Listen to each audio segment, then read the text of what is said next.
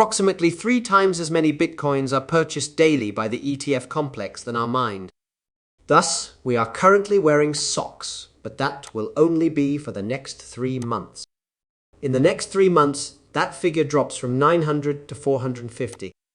You said 6 times the daily production, which in my opinion is rather probable if the current rate of increase holds. As a result, prices will rise due to the supply-demand imbalance. Over the past 8 months, spot Bitcoin exchange-traded funds have been the center of interest in the cryptocurrency sector.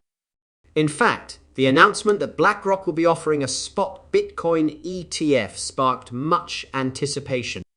Following this elation, months of anticipation for substantial price changes were dampened. Prices for Bitcoin stayed mostly unchanged, despite an earlier spike above $449,000. The quick withdrawal of assets from the Grayscale Bitcoin Trust is the reason why analysts say the market is stagnating.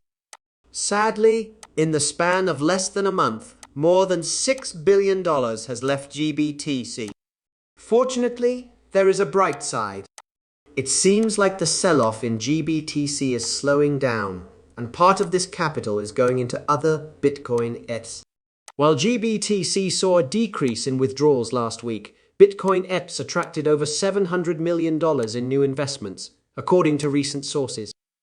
Inflows into BlackRock's IBTC and Fidelity's FBTC have surpassed their previous week's totals, coming in at $884 million and $674 million, respectively. The $927 million drop in GBTC's outflow from last week brings the total down to $1 billion. Last week, the new exchange-traded funds, ETFs, had raised $7.7 billion, surpassing the $6 billion that GBTC had lost. With GBTC outflows easing and other ETFs seeing strong demand, hedge fund manager Mark Yusko anticipates exciting times ahead for Bitcoin in 2024 and 2025. The impending 2024 event is less than 2 months away, and it will reduce the Bitcoin block reward, leading to a supply shock that is worsened by ETF demand. We have covered every possible angle of the premise that all of the funds, the estimated number of captive investors in these brokerage businesses that have not been permitted to participate is 30 billion, based on estimates from 30 billion investors. The market would react to that. About 1/3 of that, or slightly more than 10%, has already come our way. However, it does not occur on the first day. If anything, 0.1 is a somewhat irrational number, in my opinion. In my opinion, it will be less than 1%. All right then, 300 billion.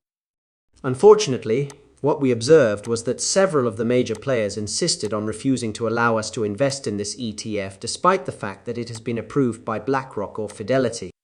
Therefore, it was assumed that I was out. Leaving and going somewhere else is my plan. However, I believe they will reconsider their stance in due time. And that cash will keep rolling in. I thought that as prices went up, they stayed up too. People are drawn to an asset as it starts to move. That is how it functions. At some point in the autumn, beginning in June of next year, that will cause us to go above fair value and into ridiculous levels. And in a year's time, we'll probably be asking, how on earth did Bitcoin reach triple digits? When will the market crash? For the simple reason that when asset prices start to skyrocket, like they have for Nvidia recently, fear of missing out, FOMO, becomes extremely acute, guaranteeing yet another bad market. Before that, there was Tesla.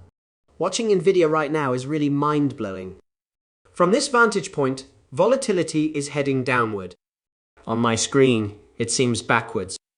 No way. It's making no sense to me.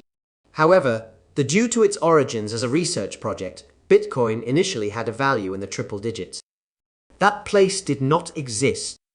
Extremely erratic, fluctuating between a penny and 2 coins. I'm completely sold. However, its volatility has been trending downwards as it has become older and larger. Seems like we're in our 40s with a long-term target of 65 or 70. However, we will undoubtedly experience a downward trend. That's because it includes passive holders and hodlers. At this point, though, the ETF is essentially a passive holding.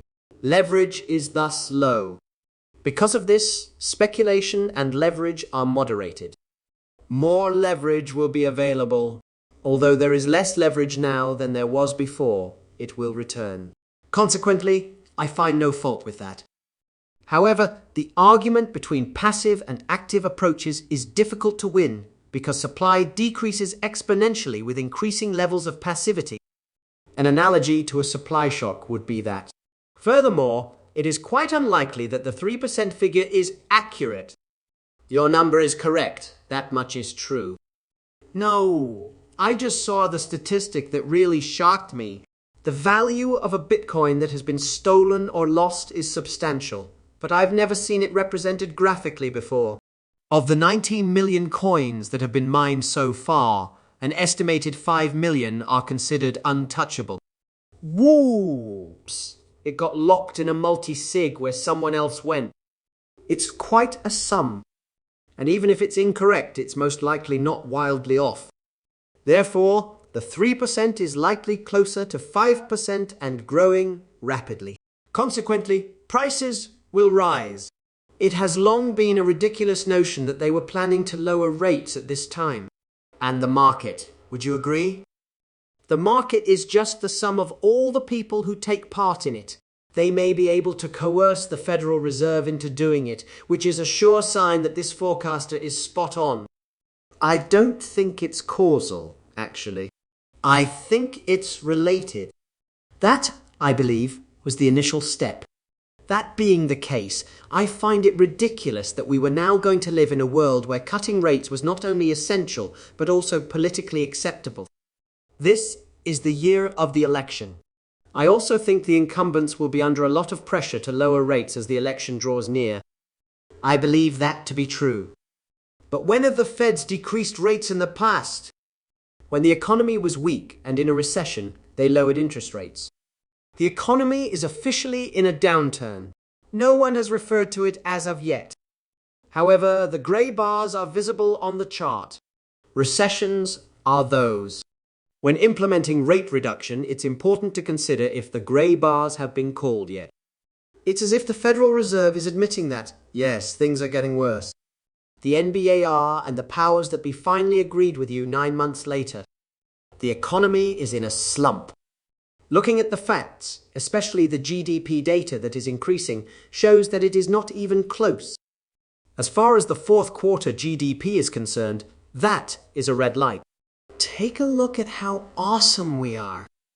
If a $800 billion budget shortfall could only purchase $300 billion in GDP, that would be it.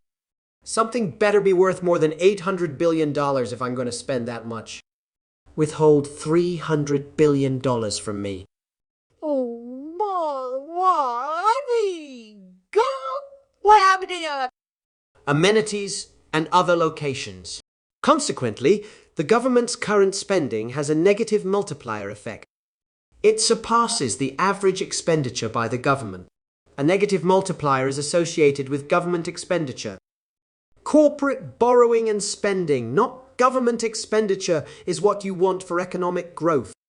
Public sector overshadows private sector. That is not good.